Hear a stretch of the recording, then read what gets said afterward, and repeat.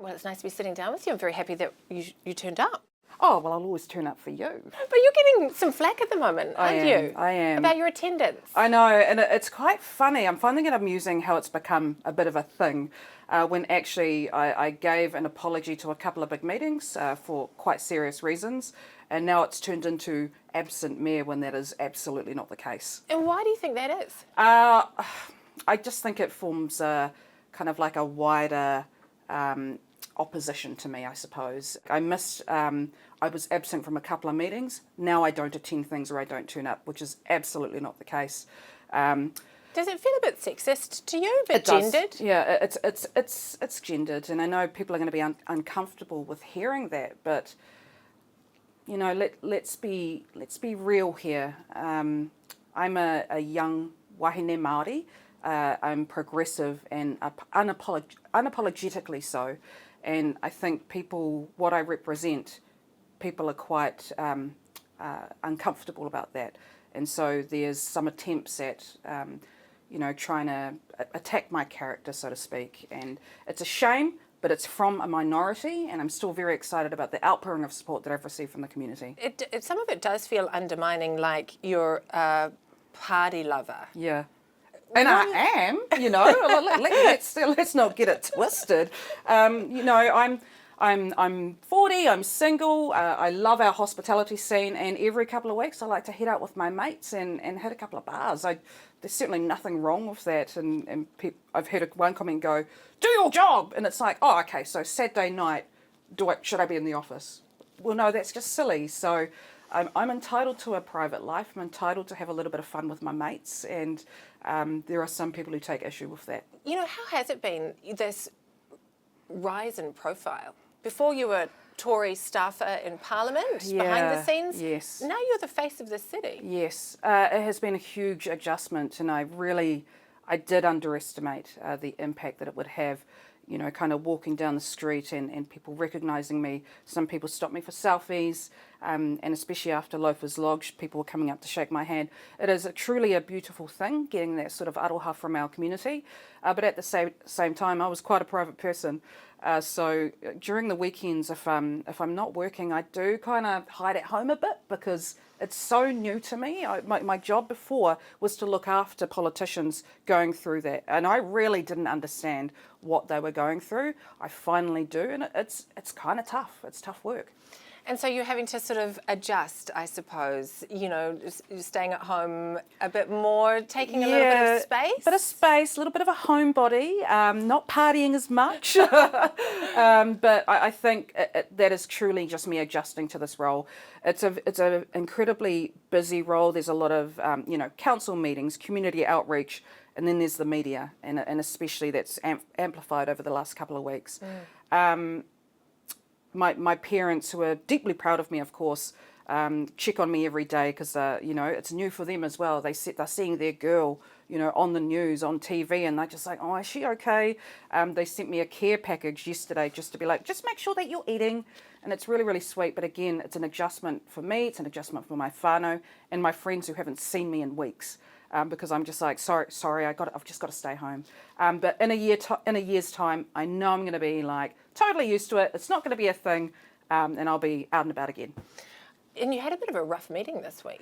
I did. Over at Oriental Parade? Yeah. And I will say the organisers were really lovely, and we had agreed for me to come in, share my vision for the city, have a few questions, a bit of a Q&A session as well. And it actually was going really well. Then the meeting took a turn. There were just a few gentlemen who got up and was just kind of yelling me down, giving me a bit of a roasting, so to speak, and wouldn't let me answer.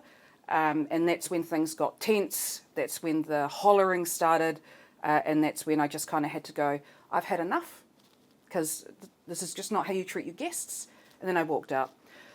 The silver lining of all this, though, is that... How did that feel for you? It was really disappointing. I mean, I think all women can understand what that feels like, kind of being yelled down by a group of men with a privileged background.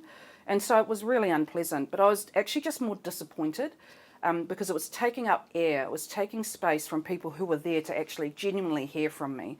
you know. So they did a disservice to me, and they did a disservice to the residents there. However, I'm meeting the Association for Coffee next week to just sort of clear the air and go, look, I want to come back because there are people there I want to engage with. Do you think a bit of it is generational? Oh, absolutely. I mean, let's be real. I am the opposite of that group. They were, you know, of an older generation. I'm not Jacinda Ardern, you know. I'm probably a much more edgy and, you know, and I say what I think and, you know, I've probably accidentally sworn at a couple of events. I'm not going to change who I am. People will find that confronting. But again, I'm here to represent the next generation of leaders, the next generation that I'm trying to set up the city for, and our most vulnerable. So I can't change who I am. I'm not going to change my values, and I'm not going to change the policies that I campaigned on.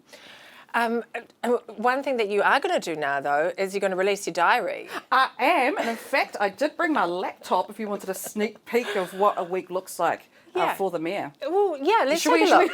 Let's take a look. Because I'm just like, I looked at it and I was like, no, I'm busy. But here we go. And just got to log in. Let's be clear, you did miss 2 important meetings. I did. Should have been there. I should have been there. I gave an apology on the morning of. That's not ideal. Wouldn't do that again. But otherwise, what I'm hearing is that you're changing things up a little bit. Yeah. You're doing things differently. I'm trying to have, and look, I mean, it's very colourful. I mean, it looks beautiful. Yeah, I'm trying to have a diverse sort of, you know, a mixture of outreach, council meetings, media. I'm very accessible, you know, for the media. I hear you like the TV cameras. I do like the TV cameras. That's a little bit different than other mayors. But, you know, I've also got... Why is that important to you?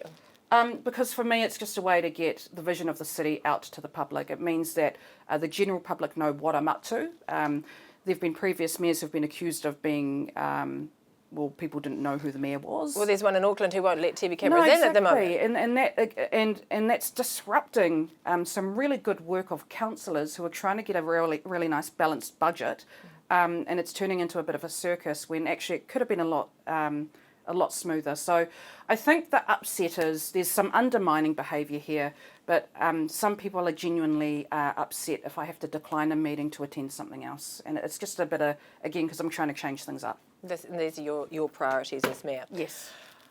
You've been in the job now 8 months. Yes. And I suppose it looks like, you know, in the past months you've had a lot to deal with. The city's had a lot to deal with Loafers Lodge. How would you describe that time?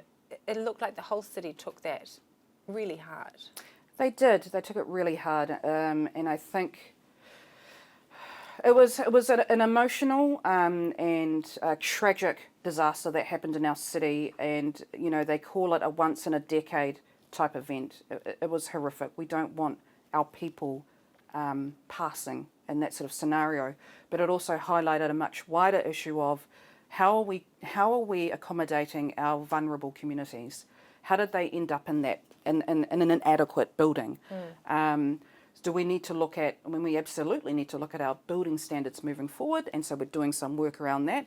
But actually, what are the other social services that we need to look at as well to make sure that people are getting access to mental health support, alcohol harm and drug harm reduction, you know, benefits, things like that, because, you know, the whole situation was tragic, and the city felt that. And I was really proud of how our residents kind of just came together, we grieved together, and then we provided support together. So the Mural Fund ended up raising about $350,000, which would go directly to everyone involved. And I think that's the sort of positive stuff, you know, the community building that we should be focusing on, not what meeting I attend. Yeah, and I know that you've already started looking at whether there were other accommodations around the city that were also perhaps inadequate. Yes. And what have you found? So we've found about 25 buildings across Wellington of a similar nature. So we're working with each building owner to ensure that they've contacted every resident to let them know, hey, the council is going to come in and inspect this and see if it's of an adequate standard, and if not, what's the work plan moving forward. That will obviously take some time, but I've asked our council to prioritise that, just so we do not end up with this situation again. And the other next part is working with central government to improve our housing standards, but also look at kind of punishment for non-compliance, so bigger fines, that sort of thing, so that we, don't have this again. In terms of the Loafers Lodge, it hadn't had a safety audit since 2018. That's 5 years ago, Yeah. and MB says it should be done every year in an ideal scenario. I know that this predates your time as mayor, but is that an absolute priority for you? It is now, and like I acknowledge that it shouldn't take an accident of this nature to put work into gear, but look, it's done that. I fully acknowledge, and this council acknowledges that the low amount of auditing, unacceptable, inadequate.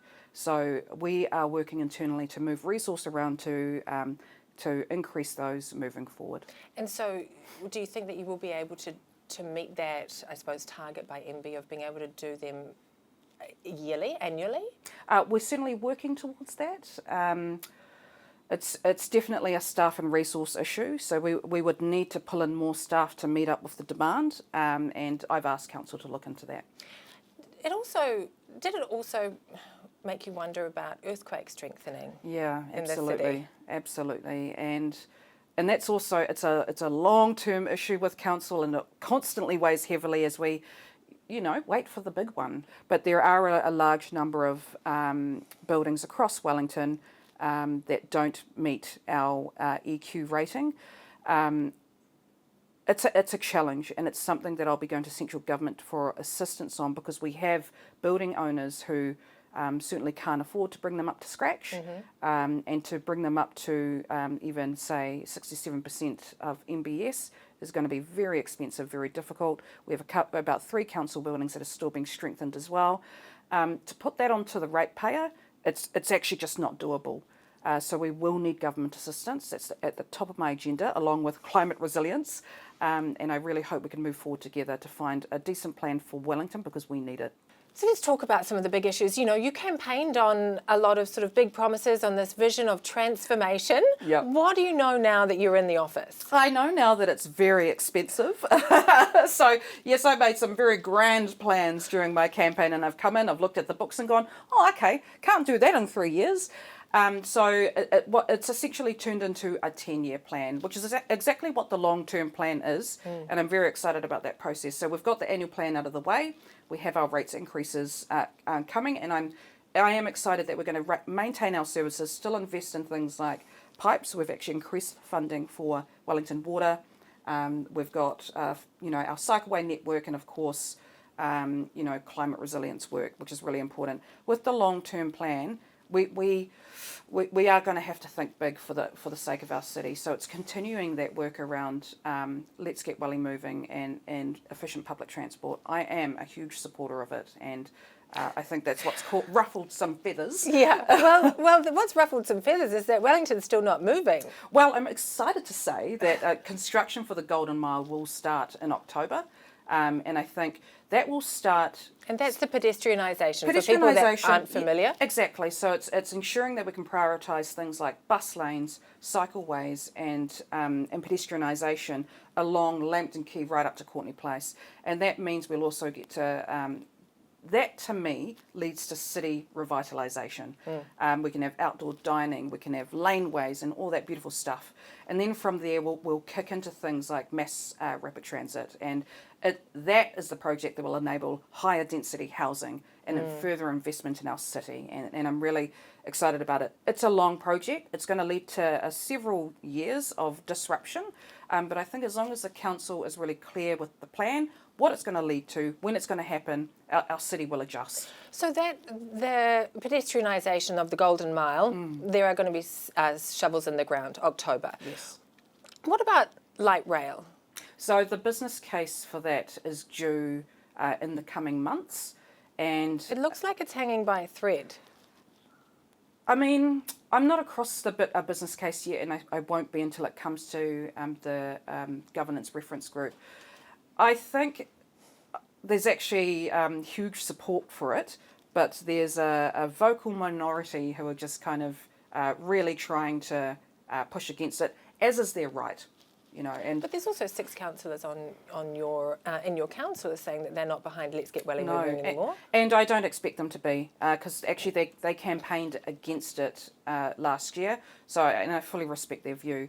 We have 10 councillors who support it, and that's a very clear majority.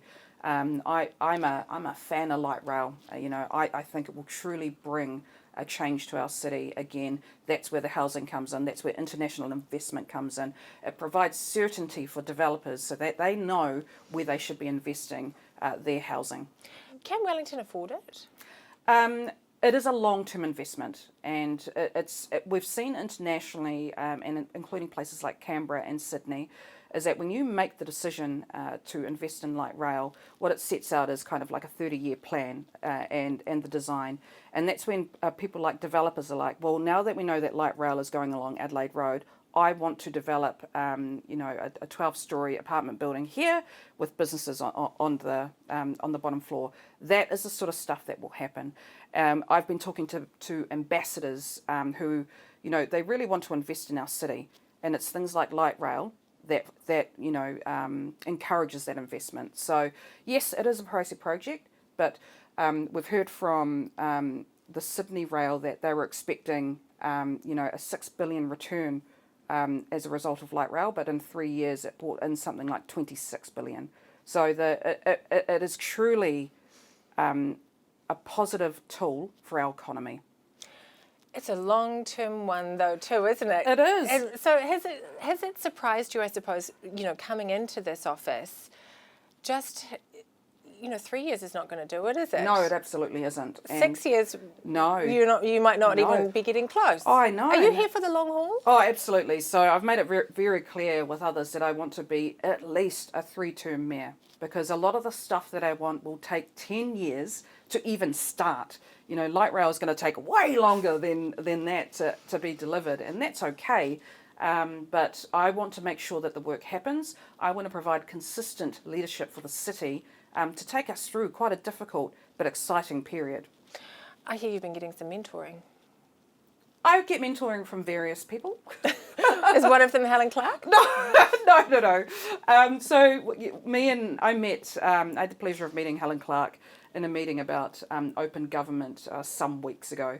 And what ended up happening, she was there to introduce me to the lead of open government, but we just completely turned it into a conversation about women in leadership. And we were totally vibing off each other. It was a very exciting meeting. And I turned back to the other guy and was like, sorry. And he goes, no, I'm just witnessing this amazingness of seeing, two wahine toa come together. It was so exciting. And we swapped numbers, afterwards. And we promised to keep in touch. So, yeah. So less formal than mentoring, but less formal than mentoring, but I'm very honoured to have her soul, and her support. Yeah. It's important in this business, isn't it? Yes, I've had just so many. I seem to have been pulled into this really wonderful network of women who just want to support me and see me succeed. And so when I do have difficult moments at things like that meeting on Tuesday, I just remember that there's this network here. There are people out there, and actually, I stood for a particular generation and a community of vulnerable people. I must never forget them.